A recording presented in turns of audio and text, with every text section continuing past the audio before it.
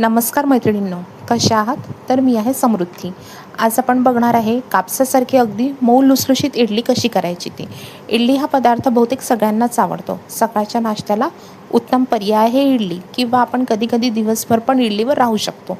इडली पांढरं शुभ्र कशी होईल ते आपण आज बघूया. बरेचदा काय होतं ना, इडली घट्ट किंवा चपटी होते, असे बरेच प्रॉब्लेम येतात. तर आपण पाहूया परफेक्ट इडली कशी बनवायची. तर आपण वळूया रेसिपीकडे. इथे मी छोट्या ग्लासने 3 ग्लास तांदूळ घेतले आहे आणि त्याच ग्लासने 1 ग्लास उडदाची डाळ घेतली आहे. म्हणजे 3:1 असे मी प्रमाण घेतले आहे. 3 ग्लास तांदूळ तर 1 ग्लास उडदाची डाळ. तांदूळ फक्त जुने असायला पाहिजे. ते तुम्ही कुठल्याही घेऊ शकता. इंद्रायणी आहे, बासमती आहे, चिन्नूर आहे, श्रीराम आहे किंवा राशनचे तर काही प्रश्नच उरत नाही. तर मी इथे छान तांदूळ 3 ते 4 पाण्याने स्वच्छ धुवून घेतलेले आहे. आणि त्याचप्रकारे मी उडदाची डाळसुद्धा 3 ते 4 पाण्याने स्वच्छ धुवून घेतली आहे. तांदूळ 3 ते 4 पाण्याने याच्यासाठी धुवायचे आहे की जेणेकरून त्यातला जो काळपटपणा आहे तो पूर्ण निघून गेला पाहिजे. म्हणजे आपले तांदूळ छान पांढरे शुभ्र होतील आणि इडलीसुद्धा आपली छान पांढरे शुभ्र होईल. आता त्यामध्ये छानपैकी मी पाणी टाकून घेतले आहे. पाणी टाकल्यानंतर 10 ते 12 दाणे मी मेथीचे टाकले आहेत. मेथीचे दाणे टाकल्यानंतर 2 ते 3 चमचे मी साबुदाणा पण छान स्वच्छ धुवून घेतला आहे आणि तो पण मी तांदळात टाकून दिला आहे. आणि मिश्रण 7 ते 8 तासासाठी भिजत घातले आहे. आता दुसऱ्या दिवशी मी ते उपसून घेतले आहे आणि मिक्सरच्या भांड्यातून थोडे करून बारीक करून घेते आहे.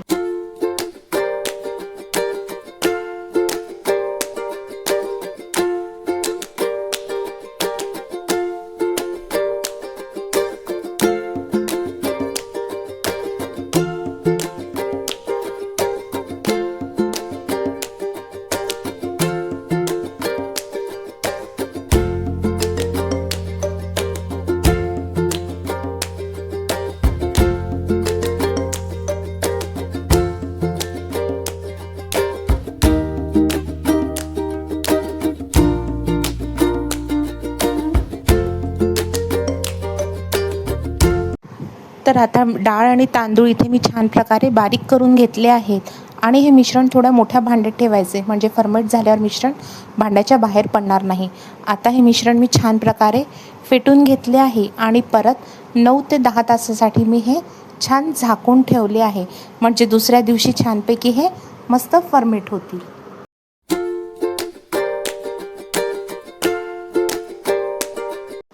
मैत्रिणींनो, तर बघा 9 ते 10 तासानंतर आपले मिश्रण छान तयार झाले आहे, म्हणजे छान फर्मेंट झाले आहे. आता आपले इडलीचे मिश्रण छान तयार झाले आहे. आता आपण वळूया सांबाराकडे. सांबारासाठी मी अर्धी वाटी तुरीची डाळ छान स्वच्छ धुवून घेतली आहे 3 ते 4 पाण्याने. आणि त्यामध्ये मी 1 कांदा, 1 टोमॅटो आणि हिरवी मिरचीसुद्धा चिरून टाकलेली आहे.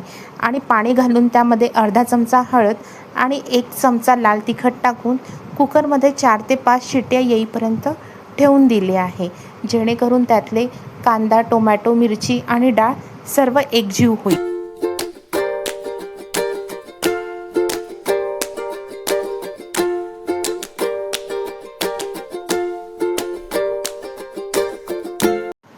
आपण एकीकडे आता डाळीचा कुकर लावला आहे, तोपर्यंत आपण वळूया इडलीकडे.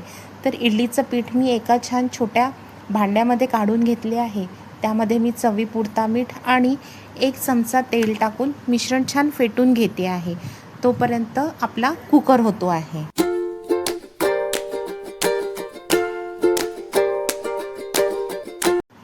इडलीचे मिश्रण छान फेटून झाले आहे.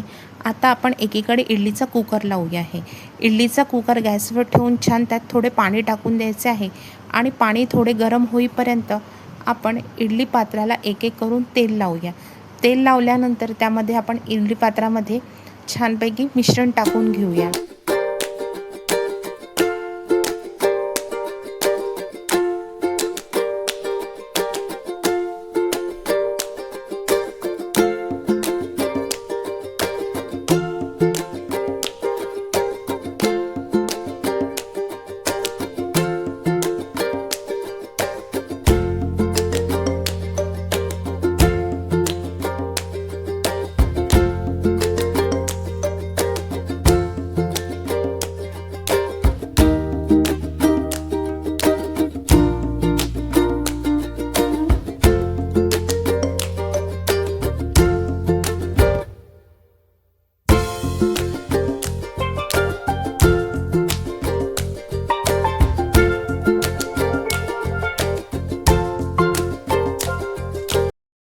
आपण मिश्रण आता छानपैकी इडली पात्रामध्ये ठेवून दिले आहे आणि 10 ते 15 मिनटासाठी कुकर होऊ द्यायचा आहे.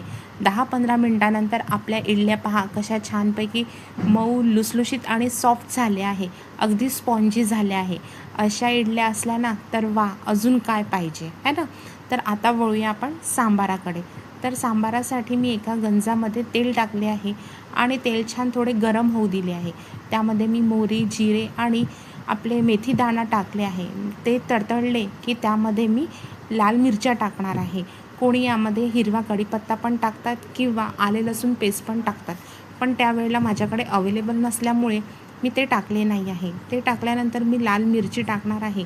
लाल मिरची पण थोडीशी झाली की त्यामध्ये मी आपले वरण आहे ते टाकणार आहे. वरणामध्ये थोडे पाणी मिश्रण करून ते सुद्धा टाकणार आहे.